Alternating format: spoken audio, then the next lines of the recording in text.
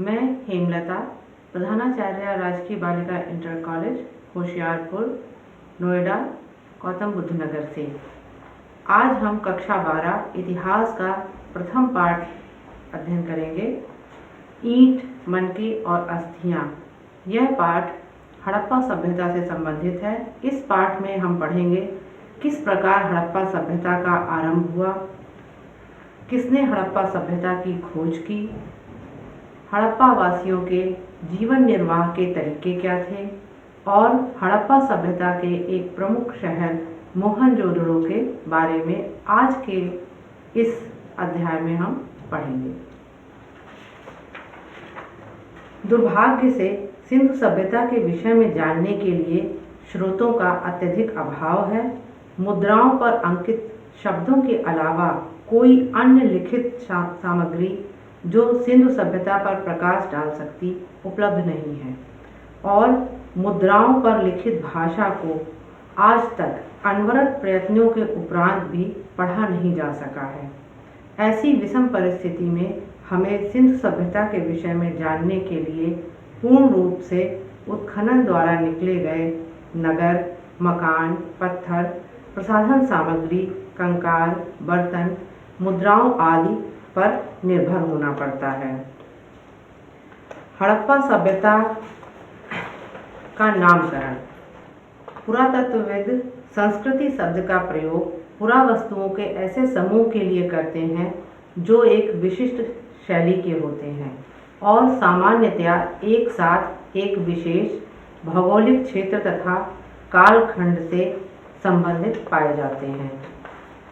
सर्वप्रथम 1921 ईस्वी में राय बहादुर दयाराम साहनी एवं माधव स्वरूप वत्स ने पंजाब प्रांत वर्तमान पाकिस्तान के मांटगोमरी जिले में हड़प्पा नामक स्थान पर उत्खनन को प्रारंभ करके वहां हड़प्पा सभ्यता के अवशेष खोजे। अतः पहली बार जिस स्थान पर इसकी खोज हुई उसके नाम पर इस सभ्यता का नाम हड़प्पा सभ्यता पड़ा। वर्ष 1922 ईस्वी में राखाल दास बनर्जी ने सिंध प्रांत के लरकाना जिले में मोहनजोदड़ो नामक स्थान पर कुछ प्राचीन अवशेषों को ढूंढ निकाला। दोनों स्थानों से मिली मोहरें,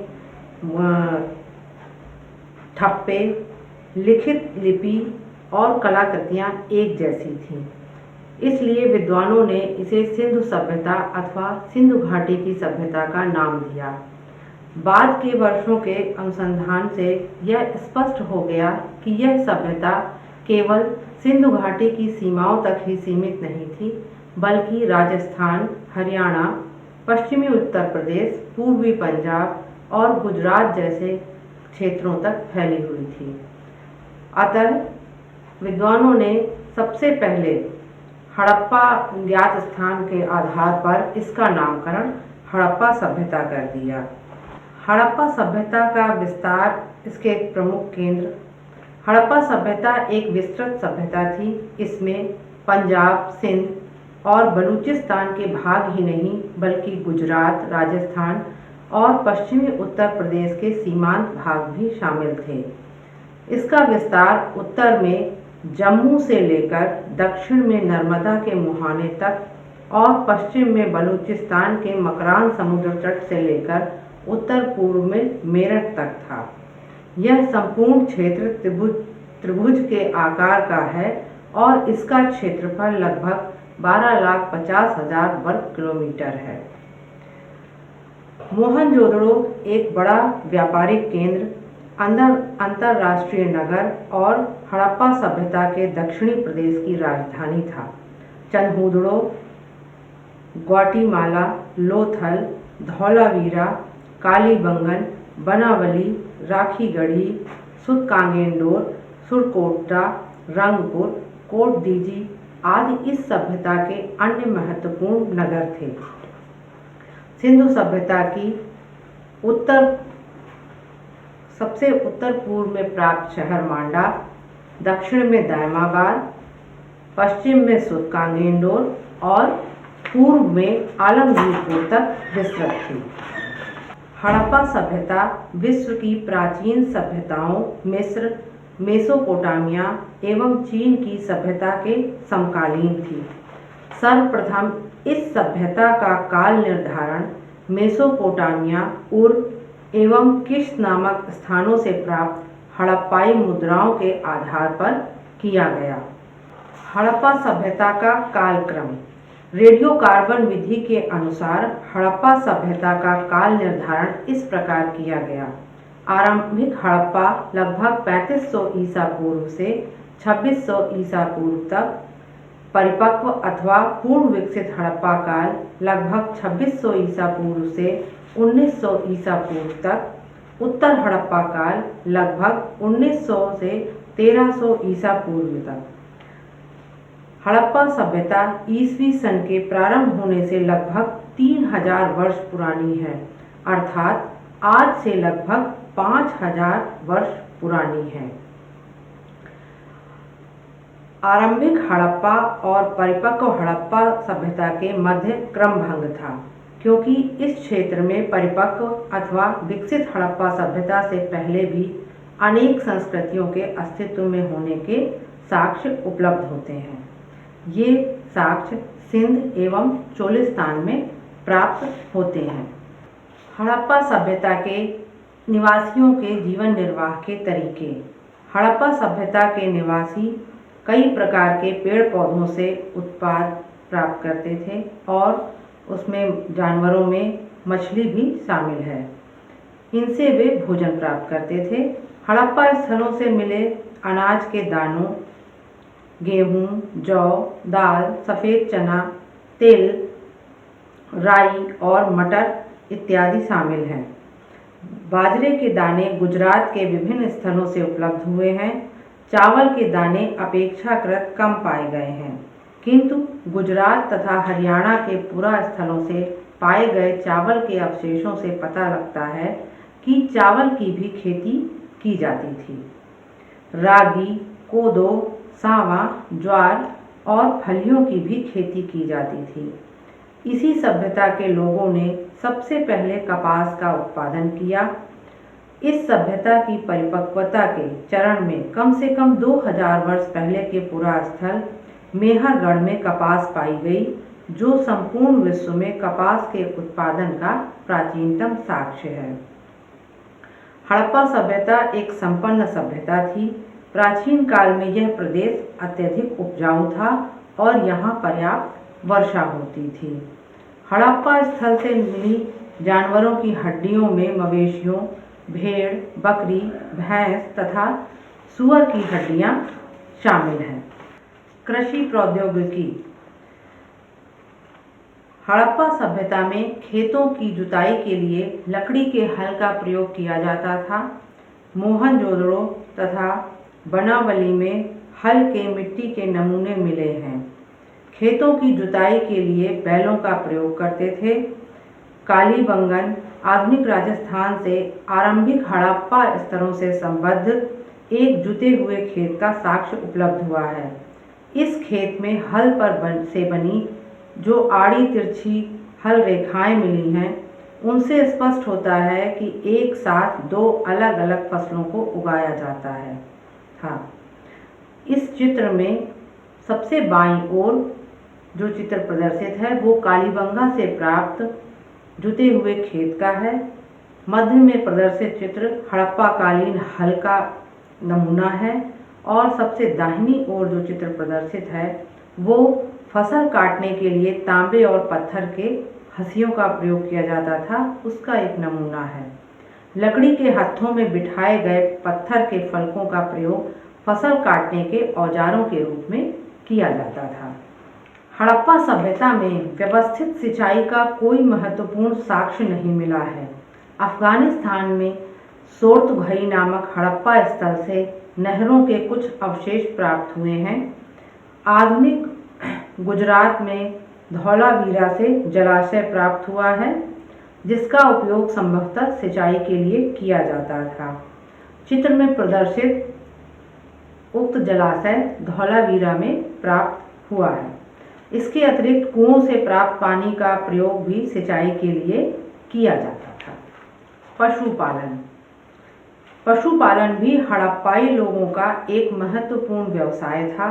खुदाई से प्राप्त मुहरों पर बने चित्रों से पता चलता है कि वे बैल, गाय, भैंस, बकरी, भेड़, सूअर आदि पालते थे। कुत्ता और बिल्ली भी पालतू पशु थे। हड़प्पा वासियों को कुबड़ वाला सांड विशेष प्रिय था। वे शायद गधे और ऊंट भी पालते थे जो बोझा ढोने का कार्य करते थे। अनेक पुरास्थलों से ऊंटों की हड्डियां विशाल संख्या में मिली हैं, लेकिन किसी भी मोहर पर ऊंट का चित्र नहीं मिला है। गुजरात में बसे लोग हाथी भी पालते थे। प्रमाणपूर्वक यह नहीं कहा जा सकता कि वे घोड़े से परिचित थे या नहीं। लोथल, सुरकोटदा, कालीबंगन और कुछ अन्य स्थानों से घोड़ों की हड्डियां मिलने की बात की जाती है। नौसारो और लोथल में घोड़े की मिट्टी की आकृतियां भी मिली हैं, किंतु घोड़े का कोई स्पष्ट चित्र अभी तक किसी मुद्रा पर नहीं मिला है। अब हम मोहनजोदड़ो के बारे में जानेंगे, जो कि एक नियोजित शहर था। विश्व में पहली बार हड़प्पा सभ्यता में इस प्रकार से कोई शहर मिला जो कि बहुत ही सोच समझकर बनाया गया था। 125 हेक्टेयर क्षेत्र में फैला मोहनजोदड़ो एक विशाल शहर था। यह शहर दो भागों में बटा हुआ था। शहर के पश्चिम में एक दुर्ग या अकेला था और पूर्व में नीचे एक नगर बसा हुआ था। हड़प्पा सभ्यता का सर्वाधिक अनूठा पहलू शहरों अर्थात नगरों का विकास था। नगरों की स्थापना वैज्ञानिक एवं व्यवस्थित ढंग से की गई थी। नगरों की संरचना और बनावट में असाधारण प्रकार की एक रूपता थी। हड़प्पा, मोहनजोदड़ो और कालीबंगन की नगर योजनाओं में अनेक समानताएं हैं। सभ्यता के सर्वाधिक पूरा स्थल मोहनजोदड़ो की नगर योजना के अध्ययन से अन्य नगरों की योजना को भलीभांति समझा जा सकता है। यह शहर दो भागों में बटा हुआ था। शहर के पश्चिम में एक दुर्ग या किला था। पूर्व में नीचे एक बसा हुआ नगर था। चित्र में मोहनजोदड़ो नगर का एक नक्शा प्रदर्शित किया गया है। इस चित्र में मोहनजोदड़ो नगर के दुर्ग और निचले शहर का नक्शा प्रदर्शित किया गया है। दुर्ग की संरचनाएं कच्ची ईंटों के ऊंचे चबूतरे पर बनाई गई थीं। इसमें बड़े बड़े भवन थे जो संभवतः प्रशासनिक या धार्मिक केंद्रों के रूप में कार्य करते थे। दुर्ग के चारों तरफ ईंटों की दीवार थी जो दुर्ग को निचले शहर से अलग करती थी। दुर्ग में शासक और शासक वर्ग से संबंधित लोग रहते थे। निचले शहर का क्षेत्र दुर्ग की अपेक्षा कहीं अधिक बड़ा था। इसे आप इस चित्र का दाहिनी तरफ का हिस्सा जो लोअर टाउन निचला शहर है उसमें आप देख सकते हैं। इसमें रिहायशी क्षेत्र होते थे जिनमें सामान्य जन अर्थात शिल्पी आदि रहते थे।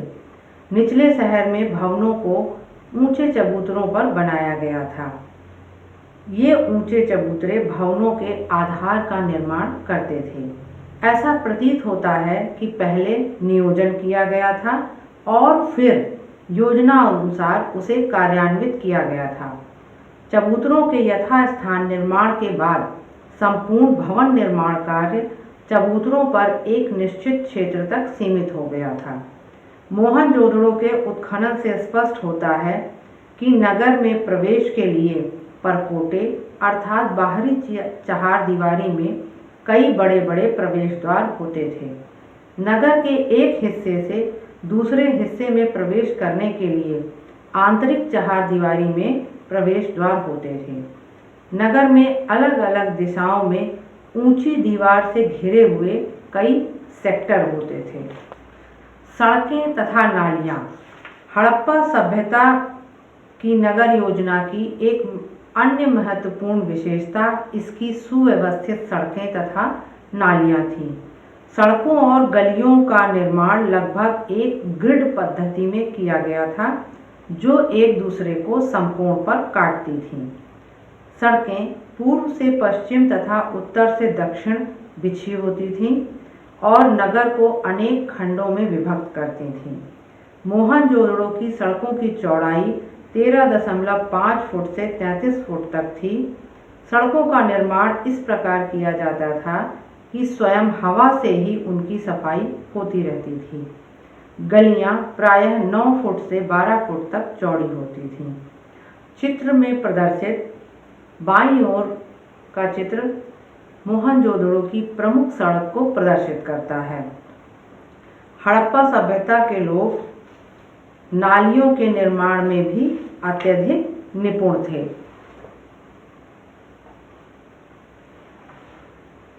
प्रत्येक घर में पकी ईंटों से बनी छोटी नालियां होती थीं, जो स्नान घरों एवं शौचालयों से जुड़ी होती थीं।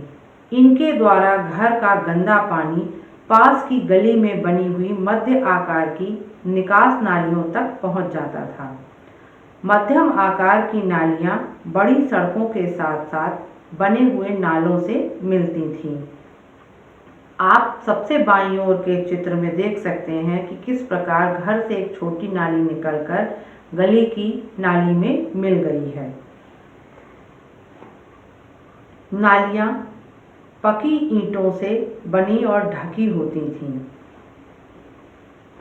इनमें थोड़ी थोड़ी दूर पर अस्थायी पत्थर लगे होते थे ताकि आवश्यकता अनुसार उन्हें हटाकर नालियों की सफाई की जा सके।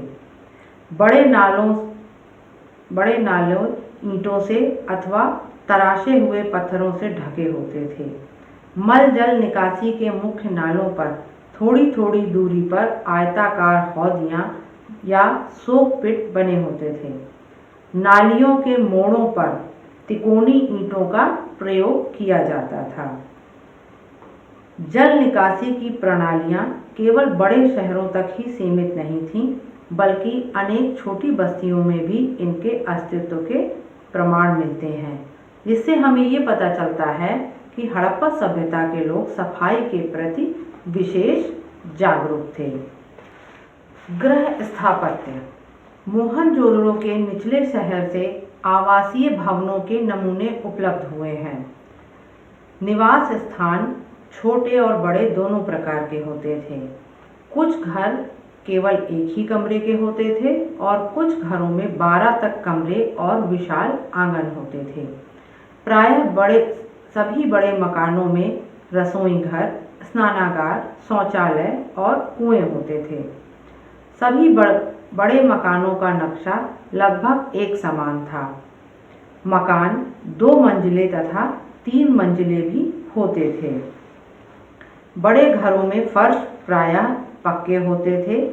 दरवाजे लकड़ी की चौखट वाले होते थे और उन पर रंग रोगन भी किया जाता था। लगभग सभी घरों में ईंटों के फर्श से बने स्नान घर होते थे, जिनकी नालियां दीवार के माध्यम से सड़क की नालियों से जुड़ी होती थीं।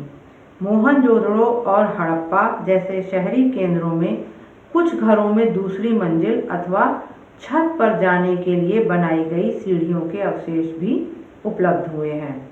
प्रायः सभी घरों में कुएं होते थे। जैसा कि आप इस चित्र में बाईं ओर के चित्र में देख सकते हैं कि बीच का जो स्थान है वो आंगन है और सबसे ऊपर यहाँ पर सीढ़ियाँ दिखाई गई हैं और यहाँ पर भी सीढ़ियाँ हैं। ये एक त्रिआयामी मॉडल बनाया गया है।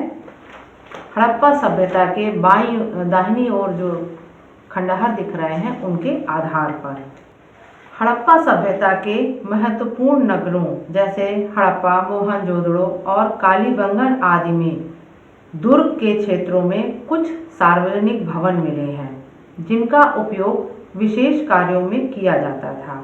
भवन ईंटों से बने ऊंचे ऊंचे चबूतरों पर बनाए गए थे।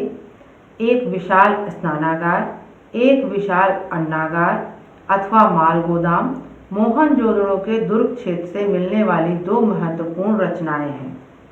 इनके अलावा एक विशाल भवन के अवशेष दुर्ग क्षेत्र से भी मिले हैं।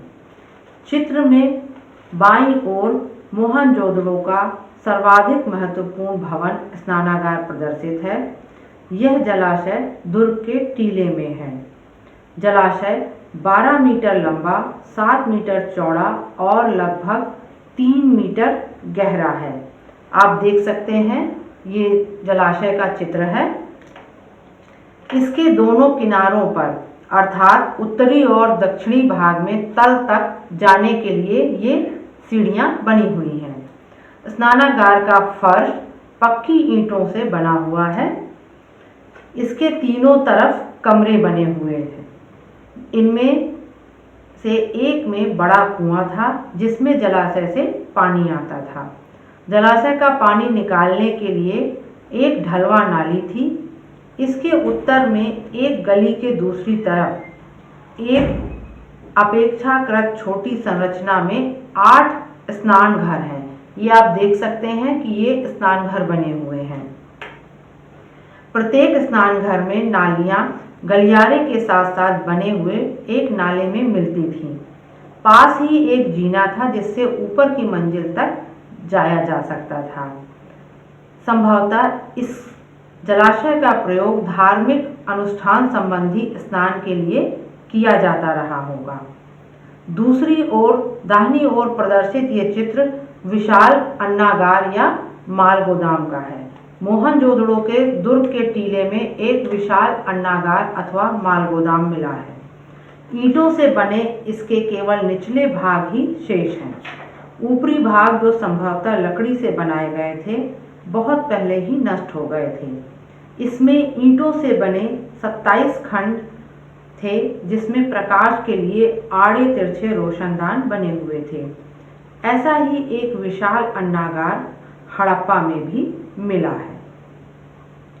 इसके अतिरिक्त मोहनजोदड़ो के दुर्ग क्षेत्र में एक लंबा भवन मिला है। इतिहासकारों के अनुसार यह भवन किसी बड़े उच्चाधिकारी का निवास स्थान रहा होगा। इसमें एक बड़ा खुला आंगन है जिस पर 3 ओर बरामदे दिखाए गए हैं। मोहनजोदड़ो की वास्तुकला से हम निम्नलिखित बातों की ओर पहुंचते हैं कि इसका निर्माण बहुत ही सुनियोजित तरीके से किया गया था। ईंटों का एक निश्चित अनुपात था, 4:2:1। जल निकासी की एक सुनियोजित और व्यवस्थित प्रणाली थी। घरों की बनावट में घरों के नक्शों में एक रूपता थी।